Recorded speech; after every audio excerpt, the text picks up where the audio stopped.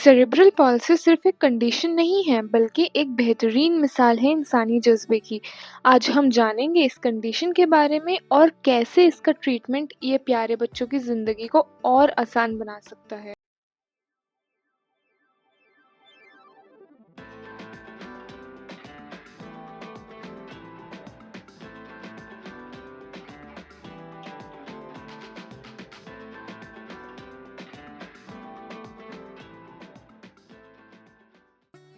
खुशामदीद दोस्तों।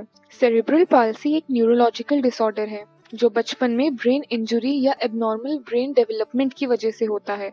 इससे बच्चों के पोस्चर, मसल्स की मूवमेंट और बैलेंस पर असर होता है और ये कंडीशन परमानेंट होती है, यानी ब्रेन में जो डैमेज हो गया है वो परमानेंट डैमेज होता है। ये डैमेज और ज़्यादा प्रोग्रेस नहीं हो सकता और ट्रीटमेंट से इसके सिम्टम्स की इंटेंसिटी को मैनेज किया जा सकता है।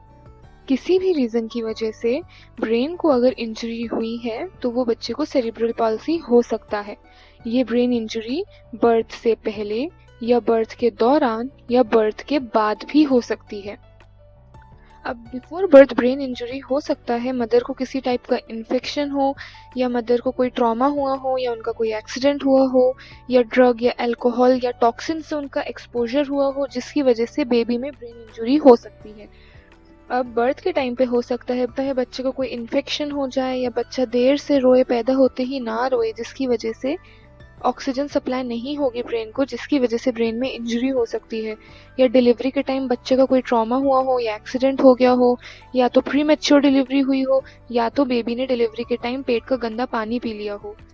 और बर्थ के बाद हो सकता है कि बच्चे को झटके आए हों, सीजर जिसे कहते हैं, इन्फेक्शन हो सकता है ब्रेन का किसी भी टाइप का, या बेबी का टॉक्सिन्स या पॉइजन से किसी टाइप के एक्सपोजर हुआ हो, बच्चे का कोई टाइप का एक्सीडेंट हुआ हो या बच्चा जस्ट डूबते डूबते बचा हो। डूबते डूबते बचने में अगेन ब्रेन को ऑक्सीजन सप्लाई बंद हो जाती है जिस वजह से ब्रेन में इंजरी होने के चांसेस होते हैं। अब ब्रेन का कौन सा पार्ट डैमेज हुआ है उसके अकॉर्डिंग सेरेब्रल पॉल्सी को 4 टाइप्स में डिवाइड किया जाता है: स्पास्टिक, डिसकाइनेटिक, एटेक्सिक एंड मिक्स्ड। इन चारों टाइप्स के ना सिम्टम्स अलग अलग आते हैं और ये आपके फिजियोथेरेपिस्ट या आपके पीडियाट्रिक न्यूरोलॉजिस्ट आपको बता सकते हैं कि किस टाइप का सेरेब्रल पॉल्सी है वो डायग्नोस करके। और ट्रीटमेंट प्लान भी अलग अलग टाइप के सीपी का अलग अलग प्लान होगा। सेरेब्रल पॉल्सी में जो सबसे कॉमन सिम्टम देखा जाता है ना वो है डिलेड डेवलपमेंट, यानी कि जो टाइम पे बच्चे ने नेक होल्डिंग करना चाहिए, बैठना चाहिए, खड़े होना चाहिए, क्रॉल करना चाहिए, चलना चाहिए, वो सब लेट हो जाएगा। सिर्फ यही नहीं, और भी जो हमारे माइलस्टोन्स होते हैं लैंग्वेज के, बात करना स्टार्ट करने के, लोगों से इंटरेक्ट करने के, जितने भी बच्चों के माइलस्टोन्स होते हैं वो सब बच्चे के डिले हो जाएंगे। साथ ही साथ मसल की टोन चेंज होती है। इसको अगर हम इजी लैंग्वेज में समझे ना तो बच्चा या तो बहुत ज़्यादा मसल्स में टाइटनेस डेवलप कर लेगा और अकड़ा हुआ रहेगा, या तो कुछ टाइप के सेरेब्रल पॉल्सी में बच्चे अपनी मसल एकदम ढीली छोड़ देते हैं, तो वो एकदम ढीले भी हो सकते हैं। मसल या तो बहुत टाइट होगी या तो ढीली होगी, वो डिपेंड करता है कि सेरेब्रल पॉल्सी कौन से टाइप का है। इस वजह से इन दोनों का ट्रीटमेंट भी अलग अलग ही प्लान किया जाएगा। साथ में क्योंकि मसल में बैलेंस नहीं है इस वजह से बॉडी भी बैलेंस नहीं बना पाएगी, बच्चा बैलेंस नहीं बना पाएगा कोई भी एक्टिविटी करते टाइम, और साथ ही साथ मसल में इम्बैलेंस होने की वजह से स्मूथ और कोऑर्डिनेटेड मूवमेंट भी नहीं हो पाएंगे। इसके अलावा कुछ और भी सिम्टम्स होते हैं, बट ये सिम्टम्स सब सेरेब्रल पॉल्सी के बच्चों में प्रेजेंट हो ऐसा ज़रूरी नहीं होता है, किन्हीं में देखने को मिलते हैं और किन्हीं में नहीं। जैसे कि स्पीच और लैंग्वेज डिले, बच्चों को बात करने में डिफ़िकल्टी होगी, उनका आईक्यू पुअर रहेगा, उन्हें हो सकता है एडीएचडी की प्रॉब्लम हो यानी कि attention deficit hyper active disorder, visual dysfunction हो सकता है, देखने में प्रॉब्लम हो सकती है, और साथ ही साथ सीजर्स यानी कि झटके आने की भी प्रॉब्लम इन बच्चों में हो सकती है। Now let's discuss the treatment and management of cerebral palsy. तो सेरेब्रल पॉल्सी का ट्रीटमेंट क्या होना चाहिए ये इस पे डिपेंड करता है कि ब्रेन का कौन सा पार्ट डैमेज हुआ है और कितना डैमेज हुआ है, यानी कि टाइप ऑफ सेरेब्रल पॉल्सी पे डिपेंड करता है उसका ट्रीटमेंट। उसके साथ साथ जितना जल्दी ये कंडीशन डायग्नोज हो जाए और जितना जल्दी इसका ट्रीटमेंट शुरू हो जाए उतने ज़्यादा अच्छे इसके ट्रीटमेंट के रिजल्ट्स हमें मिलेंगे। और तो और इसका ट्रीटमेंट जो हमने एसोसिएटेड अदर सिम्टम्स देखे थे उस पर भी बहुत हद तक डिपेंड करता है। साथ ही साथ हमें ज़रूरी है कि हम हमारे आसपास के बच्चों में रेड फ्लैग साइंस आइडेंटिफाई करें। ये वो साइंस होते हैं जो कि हमें सेरेब्रल पॉल्सी जल्दी डिटेक्ट करने में हेल्प करते हैं ताकि हम सही टाइम पे ट्रीटमेंट स्टार्ट कर सकें। याद रखें, अर्ली डिटेक्शन एंड ट्रीटमेंट ये बहुत ज़्यादा ज़रूरी है सेरेब्रल पॉल्सी के केस में। तो अभी रेड फ्लैग साइंस होते क्या हैं? पहला, lack of social smile by 2 months, यानी कि बच्चे जनरली अपनी मदर को देख के या अपने क्लोज्ड वंस को देख के 2 महीने में स्माइल करना स्टार्ट कर देते हैं। ये उनका एक सोशल इंटरेक्शन करने का तरीका होता है। तो अगर ये एब्सेंट है तो ये एक रेड फ्लैग साइन है। साथ ही साथ absence of head control by 4 months. जी हाँ, अगर बच्चा हेड कंट्रोल नहीं कर पा रहा है और वो 4 महीने का हो गया है तो ये भी एक रेड फ्लैग साइन है। अगर बच्चा 6 महीने का हो गया है और वो बैठ नहीं पा रहा है, अगर आप उसको खींच के बिठा रहे हैं और वो बैठ नहीं पा रहा है और वो 6 महीने का है, तब ये भी एक रेड फ्लैग साइन है। साथ ही साथ इंडिपेंडेंट सिटिंग, यानी कि बिना सहारे के बच्चा नहीं बैठ पा रहा है और वो 8 महीने का हो गया है, तो ये भी एक रेड फ्लैग साइन है। इसके अलावा अगर बच्चा 1 साल का हो गया है और वो खड़ा नहीं हो पा रहा है, तो ये भी एक रेड फ्लैग साइन है। बच्चा अगर 3 साल का हो गया है और वो मीनिंगफुल सेंटेंसेस नहीं बोल पा रहा है, तो ये भी एक रेड फ्लैग साइन है। सेरेब्रल पाल्सी का ट्रीटमेंट एक टीम वर्क होता है। इसमें एक टीम ऑफ एक्सपर्ट्स चाहिए होती हैं जो मिलके बच्चों की वीकनेसेस पे, उनके सिम्टम्स पे काम करें। तो सबसे पहले हम स्टार्ट करते हैं फिजिकल थेरेपी से।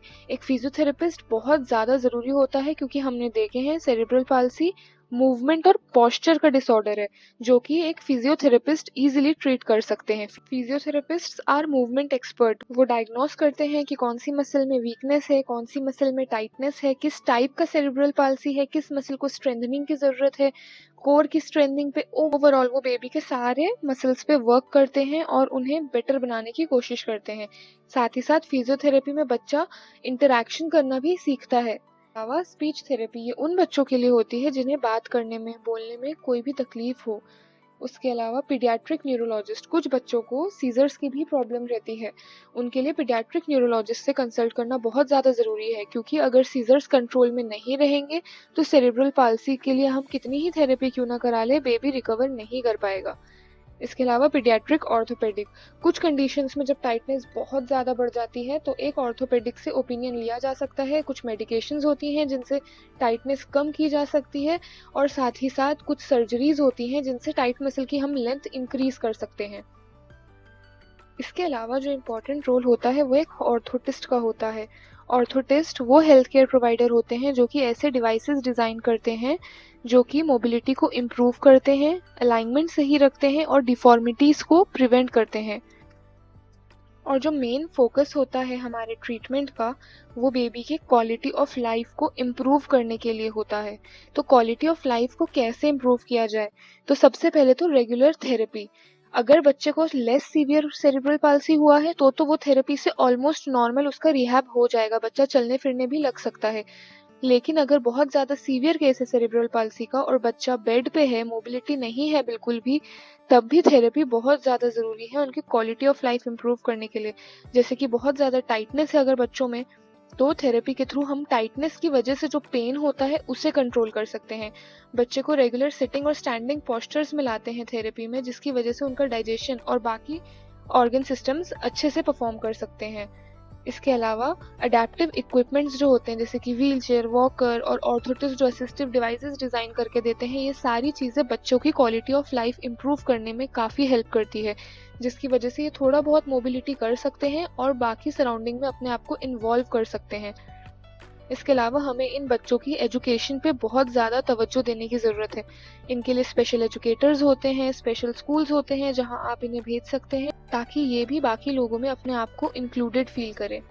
इसके अलावा इमोशनल सपोर्ट ये बहुत ज़्यादा ज़रूरी है, फिर चाहे वो फैमिली हो या थेरेपिस्ट हो या डॉक्टर्स हो या तो स्पेशल एजुकेटर्स हो या उस बच्चे के फ्रेंड्स हो, सबका फ़र्ज़ बनता है कि इन बच्चों को स्पेशल इमोशनल सपोर्ट दिया जाए।